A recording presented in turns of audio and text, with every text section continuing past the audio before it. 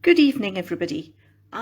Sorry, I'm a few minutes late, I think. I've been just trying to adjust the stand for my demonstration tonight. And I'm not quite sure whether this will entirely work.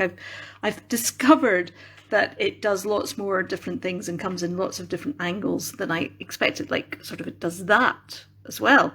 But what I have to figure is how best to do it so that you can see what I'm doing and also that I can see what I'm doing, which is perhaps more to the point. So I may have to bring this down a little bit.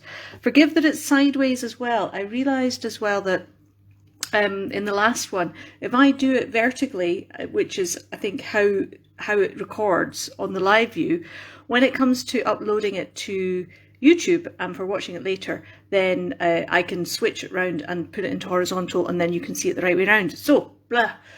All sorts of information that you absolutely don't need, but here I am, and I have no idea if I am speaking to myself. I may well be. This happens a lot, I think. I'm just going to try and adjust these lights a little bit because I'm kind of being a bit blinded by them at the moment. Hope you're all well. Gosh, wasn't last week quite good fun? Out in the sticks, out in Devon, which is such a beautiful place. It really is gorgeous. And to do that amazing sculpting course, Andrew Sinclair is just the best teacher. And I'm amazed at what I did, and I'm amazed at the size of it. Zeus, the Zeus head, the bust of Zeus, weighs at least 15 kilograms. Kilograms! It's huge. It's really, really heavy. Anyway, so it's been rather nice getting back to wee creatures. My heart is with them always, I have to say. And tonight, I don't know, I just thought that I would do a few mice. Now, I found this very cute little pot. I go and look in charity shops all the time for just little ornaments and little bits and pieces and things which I think, oh, a mouse would look good on them. And I've just got this idea that I'd quite like to have a little mouse, well, three mice actually, because this is what happens when this is where I think David's in, dare I mention myself in the same breath as him, but he's just phenomenal. But whenever, so he sees cracks on the pavements and can imagine a wee creature. I see little ornaments and little, objects and things, and I just see mice and other wee creatures scampering all over them. So it's kind of something similar. So this was just one of the ones that I wanted to mouse, basically. Right, now I'm going to find it difficult to read comments tonight because I'm actually looking at my phone sideways as well, which is really not very helpful. Anyway, but we have Nicole is here. Hello, Nicole. Good evening. And Sue is here as well. Hello, Sue.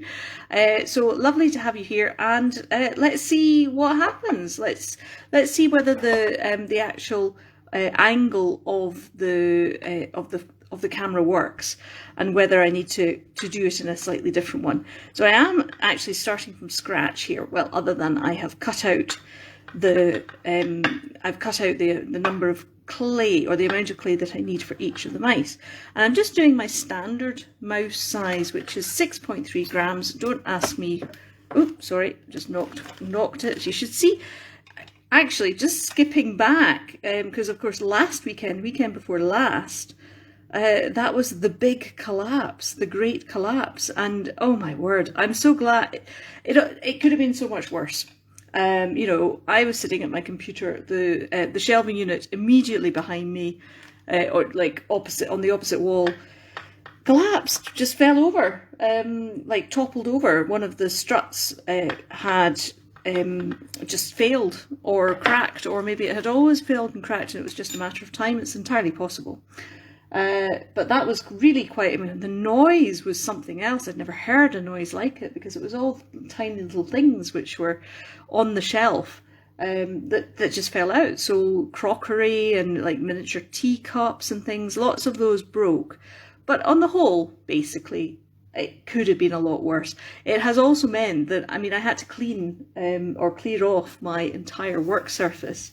Because it was just, lots of stuff had fallen on it. It was all very dirty and dusty and shards of bits and pieces. Thankfully, I only had sort of, a lot of mice prepared like that, or at the very least I had, the most advanced that they were was more just rolled out into their body shapes. You know, that was kind of about it. I've just realised this is a very, very mucky bit of clay. I don't know whether you can see that or not, but it's covered in dust. It's because, I mean, I have left these blocks of clay out for, well, probably for the whole week actually, waiting for me to come back, waiting for them to be moused. So, and I haven't cleaned them since. Anyway, let's see how things go. So it's been a very eventful few weeks, really. So what with the shelf collapse, and then you know, my birthday before that, and the lovely Sarah had given me Davidson's book, which was so kind, and that just sparked me wanting to do a wee Philomena, which brought about the chalk mice, and I sent them off to him, and he's got them, and he loves them, and he's done that lovely little video with the two chalk mice helping out to draw Nadine on her adventure when she's riding the koi. It's just such a lovely thing for him to do. You know, I didn't ask, I certainly wasn't expecting him to do that, but it was lovely that he did. And yeah, it would be nice to see more adventures of the mice, but really I just think it's a privilege to watch him create the work that he does. It's just phenomenal. It really is. It's so nice to watch him, and I love his little videos and his little vignettes, and clearly a lot of work goes into what he does, a lot of stuff that we don't get to see. I'm going to have to actually baby wipe this little mouse because he's getting very, very mucky. Oh, and let's see if I can sideways read. Alison is here as well. Hello Alison, very good to see you. Yes, I was very glad that I wasn't, I was more worried about the mice, to be honest, but yes, it could have been worse. So, and yes, the dreaded flob. The flob, it really is the bane of my life. And you know, last week, because clay is a wonderfully forgiving material to work with. I mean, it's actually quite a treat because, you know, if you want to blend something in, you just swap it on and there it's blended. You don't have to do very much work. You can't really do that with polymer clay. Polymer clay is much harder to blend, and of course it just attracts dust like nobody's business. It's a bit of a nightmare. But so it was, you know, I had mucky hands all week, and my hands dried out hugely because I was trying to, you know, well, I was washing them all the time. And they just dried out. And clay, I think, dries out your hands anyway. So, oh, my word, it was quite an adventure, I have to say. And although I've got a bag of clay and I have the option of doing more with it, I don't think I will, to be honest. I mean, I really love polymer clay, but I'd love to try combining some of the techniques. Andrew's work, and I invite you, please, to go on his website and have a look at what he does, and have a look at, you know, some of his. He's got, like, he does an online video course as well, teaching figurative sculpture, and taster days down at his wonderful workshop. He and his wife run it down there. The sculpture school in Devon is just really lovely. I mean, it's just lovely. It's well worth a visit if you're ever down that neck of the woods. Gosh, I mean, just go for a day's taster course and see how you like it. But he works in a very anatomical, very realistic way, and that doesn't really work for the wee creatures because I'm trying to kind of pare them down to their essence. I try and I get the caricature of them. I'm not into the realism of them. God, this is a mucky pup. Do you know, so mucky. Maybe it's just my fingers. That might be part of it as well. It must be said. Anyway, right. This little mouse. See, he was sort of looking off to one side. So I want to kind of have him. Let's bring this back here and tilt it forward again. The idea is to have him sort of peering up, you know, wanting to help. So he's kind of going to be holding on to the side, leaning right back, looking up, because there's going to be a little mouse climbing up too, and probably one disappearing into the top, of course. And yeah, again, just going back to last week, I think it really made me appreciate, as it did the last time that I did the course, which is nearly 5 years ago when I made the hound. You know, that was the first time that I'd ever done proper figurative sculpting work in clay, and it was, oh, they were tears. They were tears. It was hard work. because I kept trying to pare things down. I kept trying to smooth things out, make them very clean, and exactly what I'm doing now. And you can't do that with clay. It's just it has life. It moves of its own. It doesn't want to be smooth. It wants to be alive. It wants to move. It wants to roam.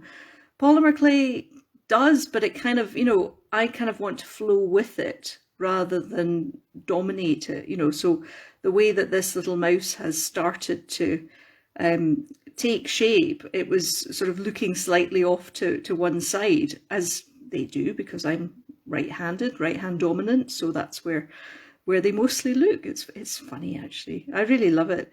So it's sort of like, well, how are they going to turn out? So he's going to be standing and looking up, looking back, sort of maybe with his paws over his mouth. He'll be a bit shocked by what's going on above. And then I'll just leave him to cool down a little bit. It's warm in here today. It's gorgeous. It's just, it's so nice to be back. It's so nice to be back in my studio. The studio at the sculpture school was wonderful, huge and airy and very light. And it was a nice temperature all along. It was super. The food was super. It really was lovely. So, oh, sorry, I'm missing comments as well, I think. Oh, the hound was amazing. Thank you, Alice. Thank you. I look at it now. I think I told you. I've had it cast in resin, bronze resin, and he sits now beside Zeus's ashes, which we still haven't scattered. We've been meaning to. But we haven't done that yet, in the fireplace at home. But I think if I get Zeus's bust, if I get his head cast, which I probably will, because that was a lot of work, and it does look like him. It looks at him in his noble moods, when he was an old wise dog. I don't know how that happened. It just seemed to sort of come together on the last day, as I kind of thought that it might do.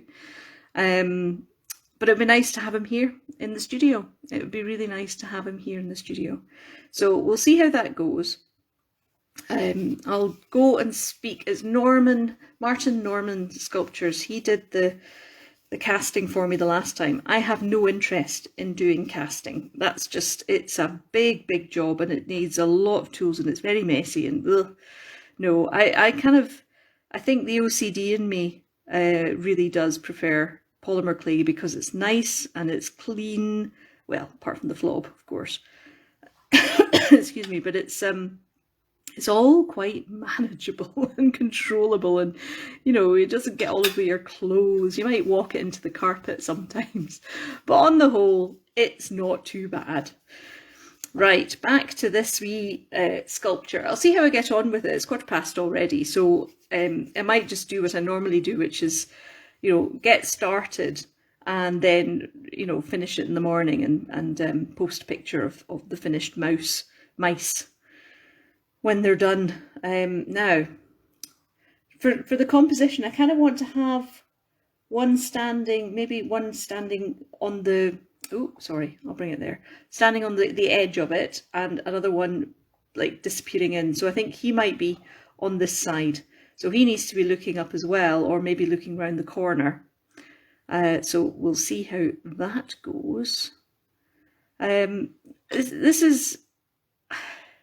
It's so, I mean, again, this is another huge difference between sculpting and normal clay, because with the normal clay, the sculpture is a standalone, and although they can be including. Like his work is amazing, and has got sort of, his latest one was William Marshall, sort of a 15th century knight of the realm. So he's sculpted this amazing journal. What is he? Colonel Marshall, Field Marshal, on the back of a horse. And it's just phenomenal. So, I mean, he talked us through the process, and it took 4 months in total to do this. 4 months, can you imagine? I wouldn't have the patience. So, anyway, but this is where what I love doing is when the wee creatures are just having fun and playing around on things like this. And it's been a long time since I've done just I've got a whole box full of little finds from charity shops that I haven't got around to doing anything with. So I know my mum went out and got me lots of them like years ago, and I've been periodically looking at them, and it's just the time for them will come. The time for them will come, and I'm just smoothing out this wee one's back because it had an air bubble, and I just need to make sure that there's. Did you see how that popped up there? Kind of bubbled up. You get a feel for whether there's an air bubble as well. That's the other thing. Clay, air bubble. We don't care about air bubbles. Oh no, thank you very much. We'll just have as many as we want.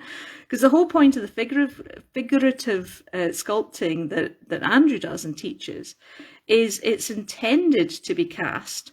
So the original sculpture is intended to be lost. Once the cast is made, the mold has been made, and once it's cast, that's it. The cast becomes the original art, and the original art disappears. So that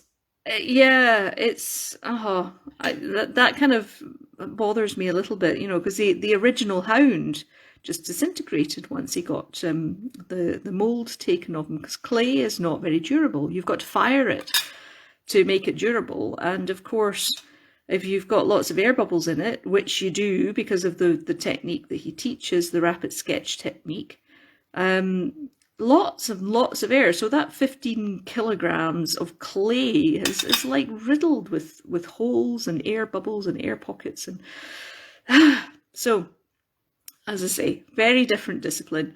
Wonderful, hugely enjoyable, but yes, made me very much appreciate all the more the wee creatures, and it's been fun over the weekend just getting back into what they've been, just getting back to them as well, and making I've got there's still so many things, so many ideas that I have to do. And I still have to make the teddy bear picnic. But actually, one thing I can share with you here tonight, who's watching, during the course, Andrew was working on his own sculpture to kind of demonstrate to us what he was doing, what techniques he was using at any given time. And he was working on a bear, a Kodiak bear. A realistic one, so it was a full-on grizzly, and although a noble soul too, didn't look angry, it didn't, wasn't snarling or anything. But he didn't finish it because he was too busy teaching us a lot, which is lovely of him, but I felt really sorry for the bear only being half finished, and probably wouldn't ever be finished. So I had to make a bear. I had to make a grizzly bear. So this is the bear that I made. So he's having fun with his pot of honey, and actually I'll need to write honey across the top, or put a label on it just to make sure, but I think it's quite clear what it is. So just wanted to share that with you. I had to make a little bear. So, and the way that I've pulled the clay over to sort of make his, him like a really fuzzy face, it's kind of given him a couple of very high eyebrows, so he looks quite worried. But I shall I'll post a proper picture of him tomorrow. Haven't actually done anything with him. He's got a little tail as well. It's really cute. So yes, anyway, so it was just fun going back and playing with the wee creatures. I have missed them. It's good to get out your comfort zone every now and again, but oh my, it was lovely to get back into it as well. Gosh, right, okay, so let's see where this little mouse is going to go. And I'm now thinking about how he's going to be stuck on. So I think I'm going to have him just leaning round the corner. That's sort of the way he wants to go. All right, and I don't know whether you can see that okay. It's quite good because he's sort of sticking to the clay. I'll move his paw forward a little bit, because again, it's got to be sort of make sense. There's got to be internal consistency to the sculpture, and obviously I'll need to reshape his paw. His front paw has got a bit deformed there, but that's fine. He's going to be peering round the side a little bit, so I'll just straighten that up again, ready to have his paw put on. And there's still a small air bubble there, unfortunately, so I'm just pricking that out with just the tip of the scalpel, just lightly crossing it to get the air bubbles out. So, and yes, it's, oh, sorry, squirrel moments. Just, I want to know what you guys have all been up to, though. I can't believe, I'm not going to go into the whole, I can't believe how quickly time is going, but we are nearly at the end of May, which is astonishing, really. Just astonishing. But anyway, I won't go there because that's what I wittered on about at great length last time, and that's not so handy. Right, okay. Does it look very odd with me doing it sideways? I mean, I'm looking at it the right way round, but I'm reading your comments sideways. It will make more sense when I load it up to YouTube, which is, at least, you know, if you ever want to see the video again, that's the best place to go and see it, actually, or to see all the videos rather than trying to find them in the group chat. Maybe you wouldn't want to, but if you ever did, that would be the place to do. Oh, see, you've got a little bit of clay there. I am sure that most of the folk who were on the course, there were about 15 of us, no, 12 of us, about 12 of us. Not everybody had sculpted before. A lot of people had done something. They were all creative, certainly. But it was, yes, I think they would have been quite horrified to see how much preening and primping and scraping and, you know, wiping, and yeah, this preparing polymer clay is a bit of an acquired taste, I think. One of the women, she was French actually, and she wanted to sculpt and cast things, but she didn't want to invest in a kiln. So she was picking my brains about polymer clay and whether that would be a good alternative. And I was recommending Super Sculpey and telling her how I set things up. And so, you know, I hope she gets on well. I hope we keep in touch and I find out how she's doing, or what she's doing. But yeah, polymer clay it's not the most forgiving of materials. It's easy to work with. This is something I always say. Easy to work with and hard to work with well, if you know what I mean. So yes, it's, oh, right. This is my third one. I'm going to have him peeking over the edge, possibly bum in the air, not completely out of the top, because it's going to be a little bit too wide to have him completely. If you have a look at one of the Finnish mice, he could go in, but to be honest, the chances are he would fall in if he was fully into the pot. So the idea is that he will just be starting to clamber up. He'll certainly be peering, excuse me, into the top of the pot. Of course, this is like, there's lots of flob on this as well. Oh goodness, do you know, it's probably, I did wash the pot, but I think really it's probably quite a dusty studio, and it probably didn't help all the flying around of all the dust when the collapse. It must be said with capital letters, by the way. The collapse. Yes, it was all quite something. Now, I'm going to have to sculpt him. Like, I can't just sort of do my usual mouse sitting up sculpting thing. He's got to be sort of sculpted in half, if you like. And because he's not going to be all the way in, I will still have his face showing, or at least you'll be able to see that it's a mouse. So, and I mean, gosh, look, I haven't even put on any of their eyes or their nose. I mean, this is just very much design phase at the moment. And then what I'm going to do is kind of shape him so that he's bending over in half. So it's almost like he's sitting down. You could sort of see that would be a sitting mouse, but I don't want his bottom to be flat at all. There's an air bubble. I'm doing this at more of a distance, I think, than I would. Well, of course I am doing it at more of a distance because there's a phone between me and my eyes, and I would normally be like taking off, I would normally be taking off my glasses and ducking down. Alison, you've just said he could sit astride the rim. He could, oh, sorry. Can't see him there. He could do that, but I'd be a little bit concerned about it. I've got to think about him, how to fix him and how secure the thing's going to be as well. And I think it's going to be more structurally sound if I do actually have him sort of hanging and peering over the edge. Comme ça. Oh, other bear. Look at that. Another air hole. This is the other thing. I'm kind of conditioning them at a distance as well. So I'm not conditioning them as well as I normally would, and hence why rather more than usual air bubbles. So do forgive the air bubbles, but better to be caught at this stage than at a later one.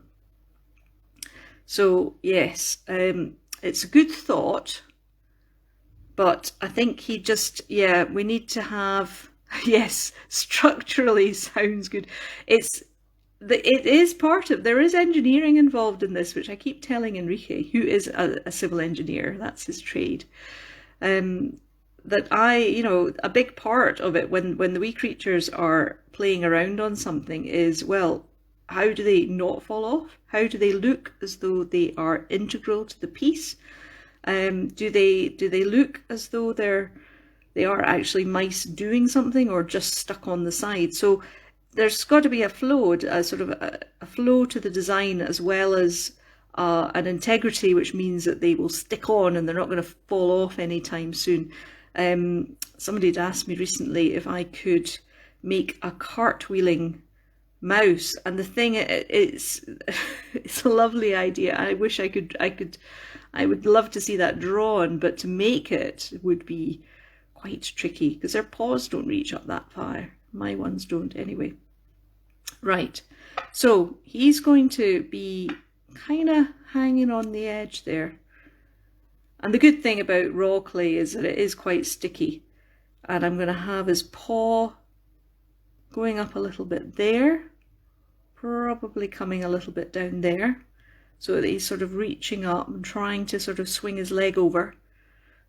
Get his leg over, sorry. This is not meant in any, in a nasty way at all.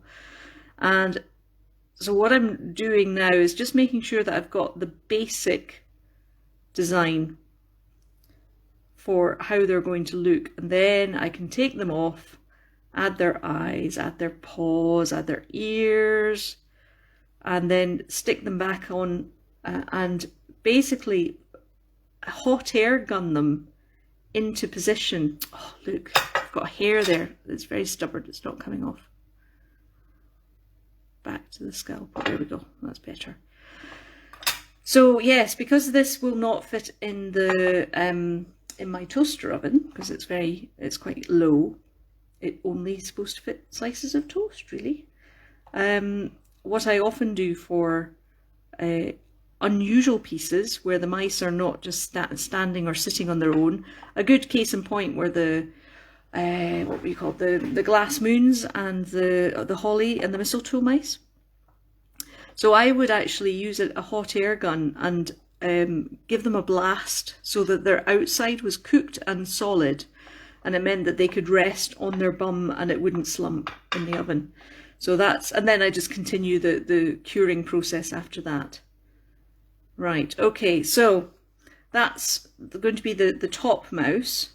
Then I'm going to have this little mouse peering round the corner at him. He needs to be looking up a little bit more so that he can kind of see him, maybe reaching over to try and help him. Okay, see if I can tilt him on the side so you can kind of start to see how he's going to be looking. And then of course we're going to have this little mouse who's going to be all on the ground and worried, sick about what's going on up there. He doesn't want to see what's he's all very worried that his pals are going to be dropping off. So that's basically going to be the design. He may even be starting to climb up himself. It'd be quite nice if all three of them could actually be fixed onto the pot, because then that makes it an integral piece. So yeah, I think really I should probably stop there. And I'm sorry, I've missed a few comments. Nicole, you're saying you admire you not to have fingerprints on the mouse. Yes, it's a perennial problem. I mean, less is more. You'll see, although I'm kind of touching the mice, I'm really touching them very lightly, and obviously my trusty baby wipes do help, but I am absolutely hardly touching the clay and really touching it as little as possible, and smoothing it out with my fingers as well. I mean, that's the number one way that I'll get rid of fingerprints, is just by very lightly, oops, he fell over, dear me, very lightly smoothing them out. This little mouse is obviously feeling a bit tired, and he probably is like, oh look, go home, get some rest, come in and finish me off in the morning, and I'll have a little snooze and snooze until then. So I'll call it a day for now. Thank you for joining me and letting me just blether away here. Thank you for watching the inception of this little, these little mice playing along, and I shall see you all soon. I'll post a picture once I've got them finished. I might even do another quick stop motion one so that you can see how it all comes together without having to sit through half an hour of me blethering on. Anyway, I hope you're all well, and I will see you all soon. All right, have a good evening. Speak to you soon. Bye.